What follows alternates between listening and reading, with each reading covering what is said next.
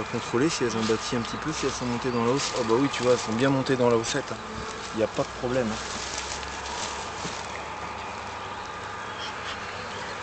Voilà, dans la haussette, on peut vraiment pas beaucoup enfumer parce que c'est le futur miel.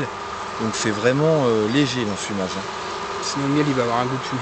Voilà, exactement. Même si là on n'est pas près de la. Ouais. On n'est pas près à la récolte, mais. CO, ça veut dire quoi CO? Non, Cédric Ouary. D'accord. C'est pour pas mélanger nos miels, nos cadres après. Là justement on voit qu'elles sont en train de bâtir le cadre. Et donc là on est parti d'une bande amorce et elles bâtissent nickel. Ils n'ont pas besoin de cire. Que sur du naturel.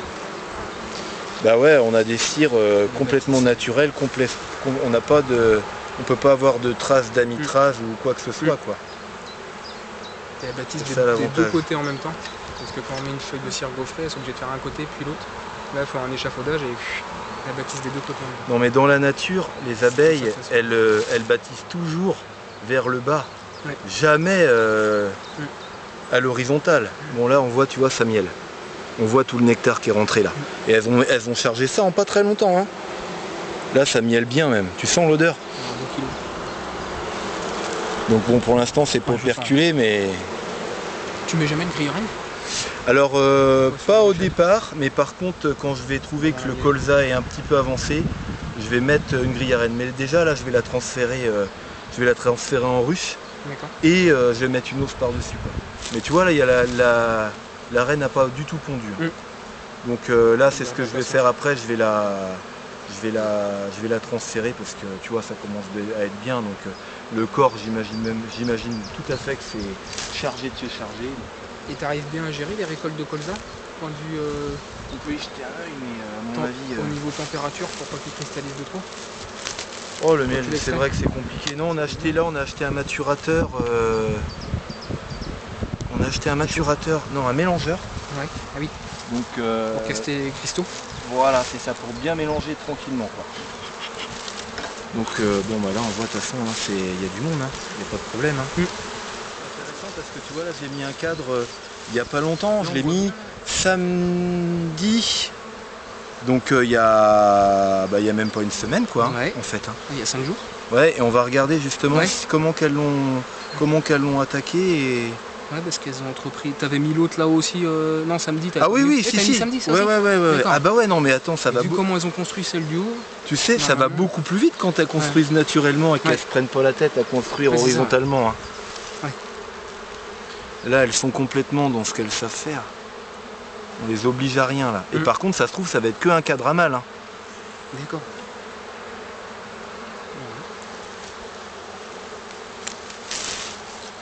Non, elles nous ont fait de la femelle. En 5 jours. Voilà, et là tu verras pas avec la caméra, c'est tout pondu. Tout est pondu. Tu vois, il y a des œufs partout là-dedans. Donc quand on dit que les abeilles remplacer les cires c'est long parce qu'elles ont du mal à bâtir et tout ça, oui et non quoi. Quand on met ce genre de truc, par contre c'est vrai que ça peut faire que du mal. Tiens, tu peux mettre un petit coup de fumée s'il te plaît? Bon bah on va transférer, c'est gris d'abeilles, c'est aucun problème.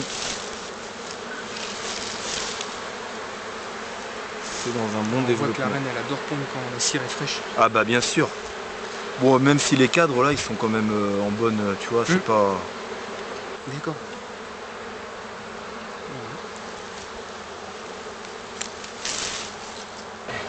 Tu sais que... Tu sais que c'est filmé, on t'entend là. C'est un constat. Ah non, nous les cadres noirs. Nous les essaims, on essaie quand même de... Par contre, c'est vrai que l'année dernière, elles ont quand même moins tiré de cadre avec la saison qu'on a eue, qui s'est finie hyper tôt. Elles ont beaucoup moins tiré de cadre que les années précédentes. Sinon, nous, il y a des fois, on les fait tirer 10 cadres. Hein. 2 essaims sur 4 cadres, il n'y a aucun problème. Hein. Alors le seul truc c'est quand tu utilises des cadres de ce style-là, il faut savoir qu'elles vont faire plus de mal. Donc si tu as des colonies qui sont agressives ou pas de bonne qualité, il ne faut pas utiliser ces cires parce que sinon les mâles vont disséminer la génétique pourrie quoi. Donc quand tu fais pas du tout de sélection, si tu mets ce genre de cadre sur des ruches agressives, bah, tout ce qui va s'aimer dans ton rucher et puis ça va un petit peu pourrir le reste. Donc avec parcimonie quand même. On va aller voir une autre colonie là-bas. Tu remets pas le... Tu laisses le toit là? Ouais parce qu'on va la... on va y revenir là sur celle-là, après on va la transférer. Je veux juste voir le boulot un petit peu bien faire. Là on va poser une housse parce que ça c'est sûr que c'est bon à poser une housse. Et là ça m'inquiète un petit peu plus. À mon avis c'est beaucoup plus...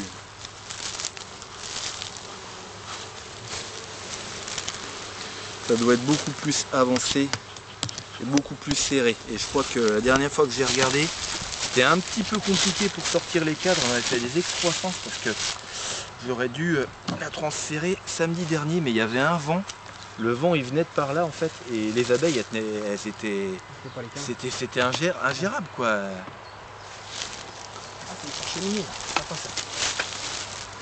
Ah, c'est pareil, ça c'est pas du tout nourri, ça n'a pas du tout été nourri, tu vas voir les réserves qu'il y a encore. Bon, tu vois, il y a du monde. Hein. Alors là c'est tout noir, hein. Il n'y a aucune hybride. Hein.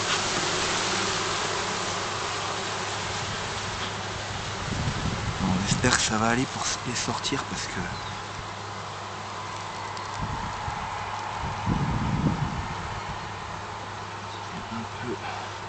C'est vrai qu'elles ont fait vraiment des belles excroissances et pour ça les grands temps de les transférer.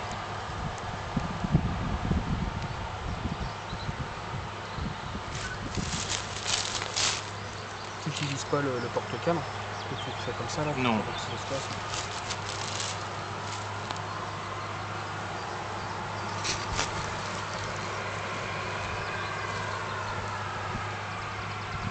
Ouais, bah il est temps.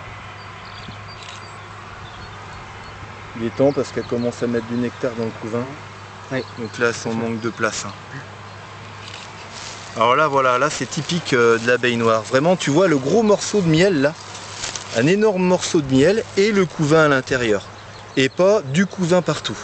Ce qui fait que c'est une colonie qui passe, qui est beaucoup plus prévoyante parce que elle fait du couvain certes, mais elle pense au mauvais temps ou aux mauvais jours qui peuvent arriver. Quoi. Oui, elle a ses petites réserves aux abords. Ah bah ouais, ces petites réserves, je vais dire, le cadre il est lourd là. Hein. Ouais.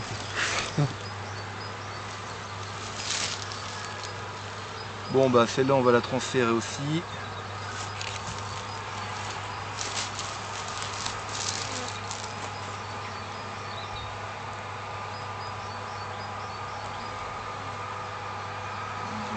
Coup de fumée là,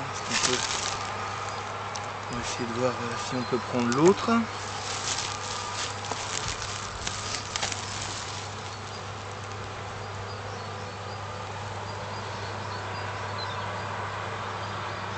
Il est hyper lourd. Ouais, pareil, énormément de miel, bien operculé.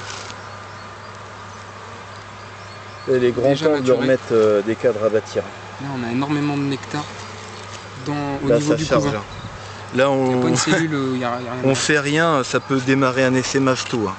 Et là, on a des petits mâles voilà. à venir. Là, on voit le miel, le couvain femelle ici, et les plus gros là, c'est du couvain mâle.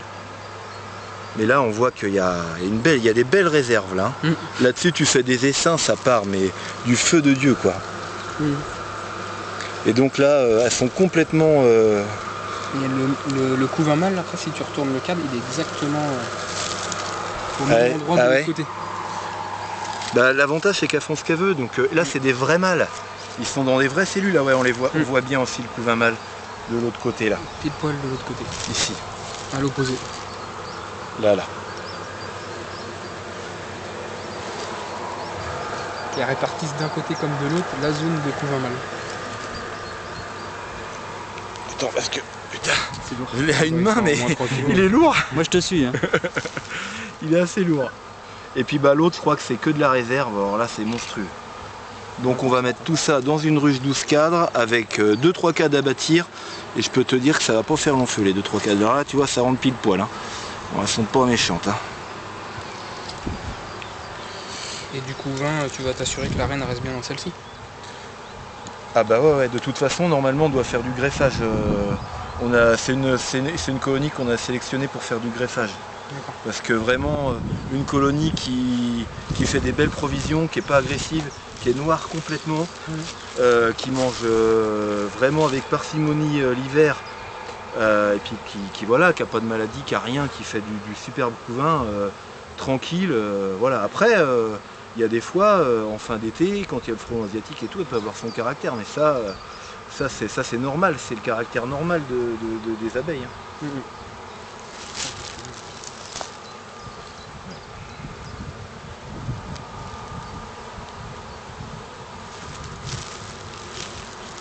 Allez, on va vous chercher une nouvelle maison. Hop.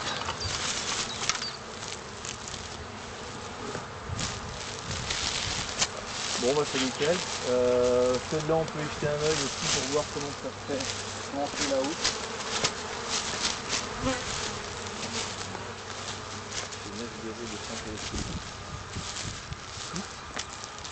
C'est 9,0. Ouais. Alors tu vas voir, elle est beaucoup plus hybridée. Et il y a combien de temps qu'elle était 0? Ah ben là c'est la mère. 2016. Alors ce qui est très intéressant c'est que tu vois elle est très hybridée. Ouais. Et on a fait des filles dessus. Et en fait du coup elles sont pratiquement plus hybridées. Bah tiens, la fille tout à l'heure là, la première qu'on a visitée, c'est une fille de celle-ci. Et tu verras celle-ci elle a 50% d'hybridation. Alors que tu as vu l'autre, elle avait quoi, 5-10% maximum. Ouais. Donc c'est bien c'est les mâles qui ont fécondé la reine. C'est bien la preuve que nos ruchers de fécondation ça fonctionne. Parce que sinon. Alors par contre le problème c'est quand tu fais des essaims sur des colonies comme ça, bah, quand elles élèvent sur une larve de jaune, et ben forcément bah, t'as des reines jaunes. Donc bah, là tu es obligé de les tuer en fait pour. Tu peux pas les conserver. Par rapport à la couleur, si elle est jaune, tu t'en mets. Ah bah tu vas voir déjà là, c'est beaucoup plus hybridé. Par contre attention là, elle est là parce que tous les mâles sont noirs. Okay. Tous les mâles sont noirs. Il n'y a aucun. Puisque eux, tu sais, les mâles, ils ont pas de père, ils ont qu'une mère. Ouais, ils ont des grands pères. C'est ce qu'il était dans le bouquin, j'ai pas compris. Ouais, bah, je crois que Samuel.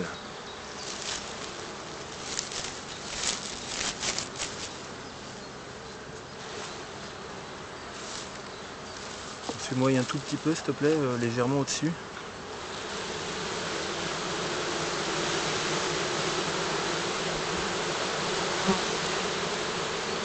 Là, on va voir aussi les bâtisses. Ça, tu l'as mis samedi dernier? Ouais, bah tout est pareil. Ouais, ah bon, non, mais ça va très vite. Hein, okay. Ça va très vite en général. Hein. Voilà, bon, on retrouve le même genre de choses. Hein.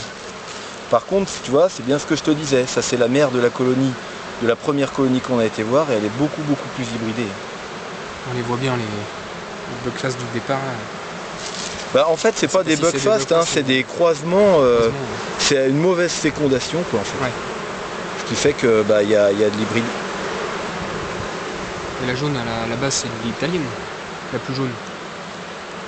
Après, me demande pas trop de renseignements sur la jaune parce que c'est pas mon credo. Et puis là, on voit, c'est hallucinant. Là, on voit vraiment que ça miel. Hein.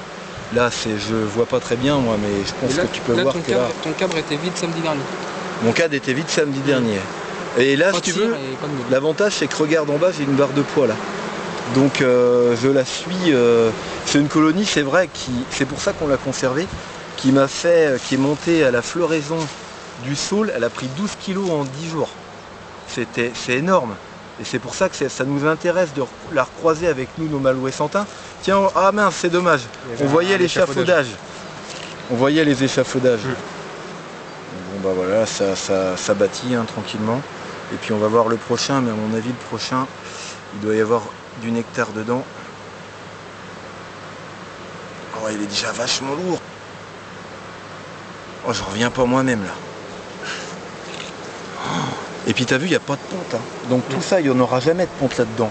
Parce qu'en fait, il y a déjà du nectar, donc la reine, ça va être operculé, donc c'est incroyable. Pourtant, il n'y a pas de colza proche. Hein. Et là, hop, une petite bâtisse encore. Tout est en fleurs en ce moment.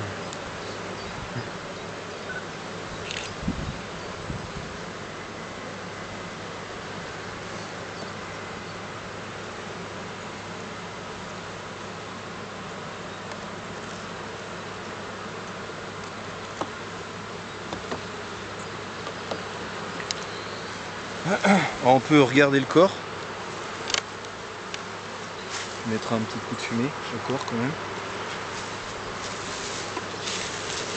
Oh, tu vois, à mon avis, il y a du monde dans le corps aussi. Putain, c'est déjà bien loin.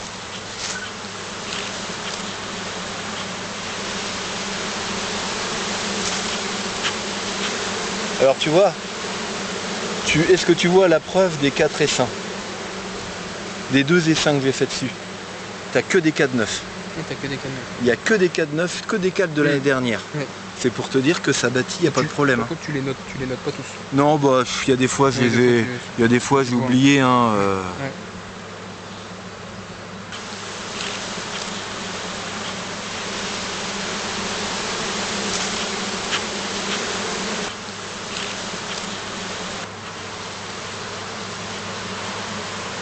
C'est bon.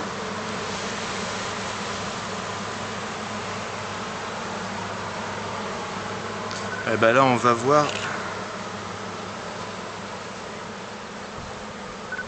beaucoup de cas. Moi, j'ai beaucoup de mal là de mon côté. Ouais, de l'autre côté, les cellules à mal. Tout le haut, ouais. Tout le haut, bah, c'est pareil alors. C'est transversal. Ouais. On voit mieux les mâles de l'autre côté. Par contre, tu vois le couvain, il est magnifique. Hein. Là, là-dessus, il n'y a pas de mosaïque. Là, tu peux être sûr que c'est en pleine santé, ça. Il n'y a pas de problème. Hein. Là, on a un mâle. Donc je rappelle que c'est une colonie hybride, mais par contre tous les mâles sont noirs, hein. Sinon on l'aurait pas conservé. Hein. T'en as un, Cédric, de l'autre côté, tu pourras voir, il est bien noir. Ah bah oui, ça m'étonne pas, ouais. Ah bah ça je s'en suis sûr. Hein. Ah ouais, exact. Ah ouais, bah tu vois, les premiers mâles sont nés. Ouais. Ça naît tranquillement. Je sais pas si tu peux le montrer à la vidéo, mais... Non, tu l'as vu tout à l'heure. Hein. Ah, tu l'as pris tout à l'heure. Ah, de toute façon, ils sont beaucoup plus gros, hein. Ça n'a rien à voir. Ouais. Il est trapu. Si on voit bien, tu le vois, le montrer. Trapu avec des gros yeux et pas de système vulnérant. Bon bah voilà.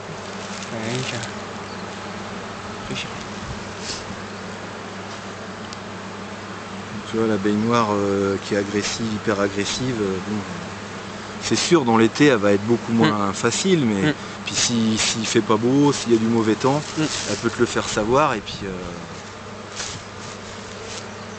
autrement ça va se calmer. Des ruches où tu as de l'humidité ici qui se met. Ça peut m'arriver, ouais. Des limaces avec de l'humidité. Ouais, mais c'est les sorties d'hiver. Ouais, c'est les sorties d'hiver, ça dépend de la colonie, de la grappe, comment elle fait. Ouais. Et celle-là, la courbe de l'hivernage, je la mettrai sur le blog, où en fait on voit que elle a consommé que 5 kg pendant l'hiver. Donc ça c'est quand même intéressant, quoi. Pour des populations comme ça, 5 kg dans l'hiver, et après elle te monte, elle te produit du miel. Par contre c'est vrai qu'il ne faut pas sélectionner que la production de miel non plus. Hein. Il y a plein de paramètres. À la limite, elle est presque trop productrice pour Danoir, mais c'est normal vu qu'elles sont hybrides. Donc c'est pour ça qu'on va étudier en fait ces filles, voir comment elles se comportent, voir si déjà au niveau de l'agressivité c'est toujours bon ou si ça dérive. Mais bon, apparemment non, ça dérive pas. Bon, je reviendrai tout à l'heure avec des cadres. Moi je vais les chercher maintenant. Je vais aller les chercher.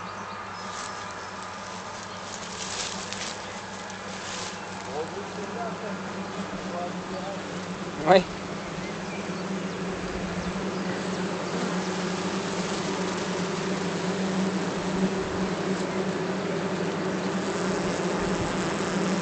Ça travaille dur.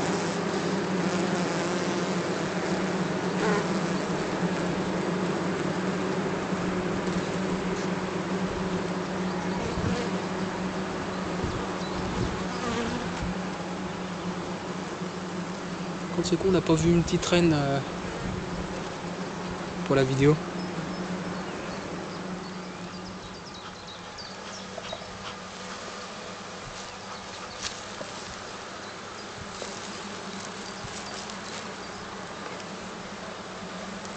Alors ça c'est la propolis, c'est toujours chiant. Ouais.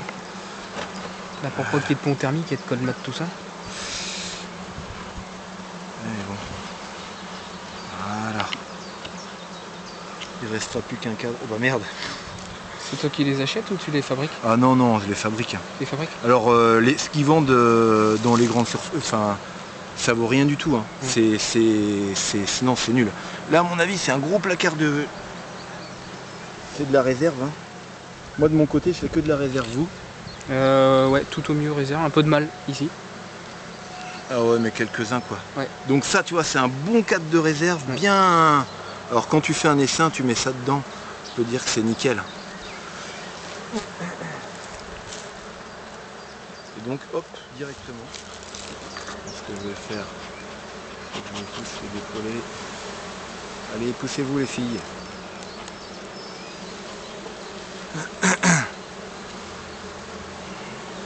Alors, on n'a pas vu les rennes, pourtant elles sont toutes marquées. On en parlait. Ah ouais, elles sont toutes marquées. Hein. Et je pensais que le blanc, le Posca blanc, ça allait... Merde, j'ai failli l'écraser celle-là. On voit moins le Posca blanc. J'ai remis un coup. Alors j'ai commencé à les remarquer, hein, toutes celles qui étaient avec des Posca blancs. Avec les ponts de cire. Bah ouais, c'est un peu pénible. Voilà. Même quand tu brosses les cadres des fois. Tiens, il y a du monde. Voilà. Là, il y a de l'abeille. Ça manque pas de population. Alors c'est des colonies qu'il faut surveiller pour l'essaimage. Parce que franchement...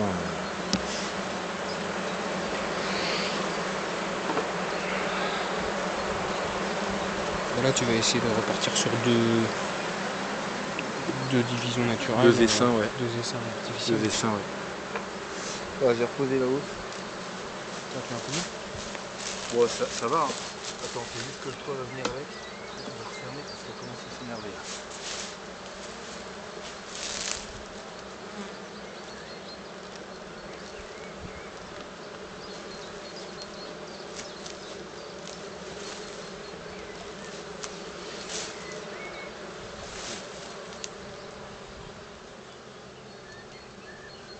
Voilà, impeccable. Il n'y a plus qu'à bosser, puis bah là la deuxième hausse à cette vitesse là, ça va être dans pas longtemps. De toute façon l'avantage c'est que je la suis avec la barre de poids. Donc, je vais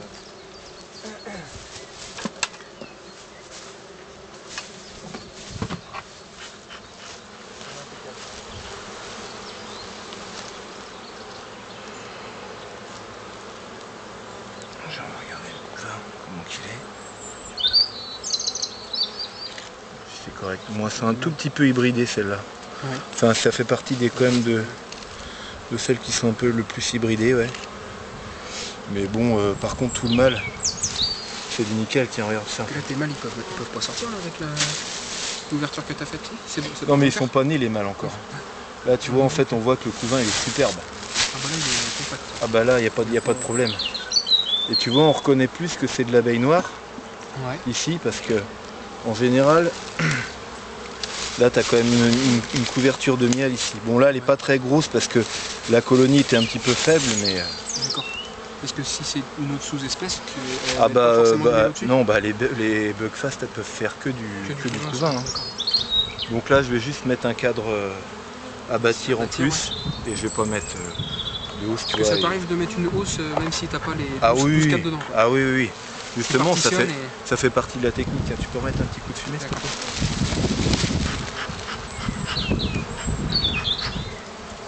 En partition, tu préconises d'avoir une partition qui touche quasiment les bords. Ah bah ouais, tu vois bien. Là, elle est complètement... J'en ai fabriqué, mais tu mets plus de temps qu'à mettre un truc de styrodure dans un cadre. Quoi. Là, c'est tout. Je vais chercher un cadre à battre. Hein. Ouais.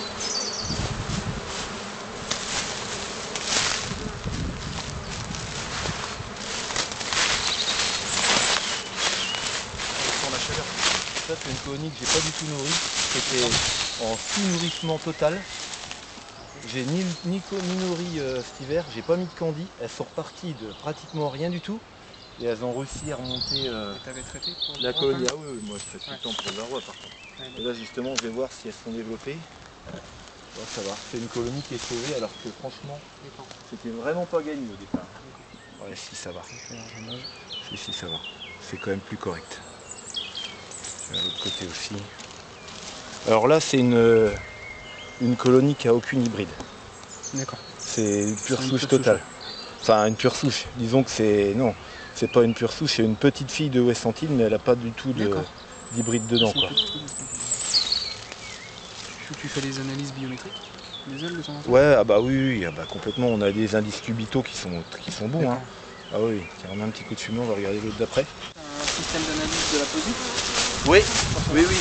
Mais je vais le changer parce que justement, c'est ce qui me permet de trouver en fait que j'ai pas du tout nourri, qu'elles sont parties avec rien, qu'elles n'ont pas été nourries, qu'elles n'ont pas eu de candy, qu'elles n'ont rien eu. Et tu vois, une colonie noire qui a pas de bouffe, qui est en misère totale, et ben elle arrive à s'en sortir. C'était un petit peu ça le but de la pesée. Mais là je vais l'enlever parce que je préfère peser les milliers sur une autre colonie, parce que là maintenant ça ne sert plus à rien.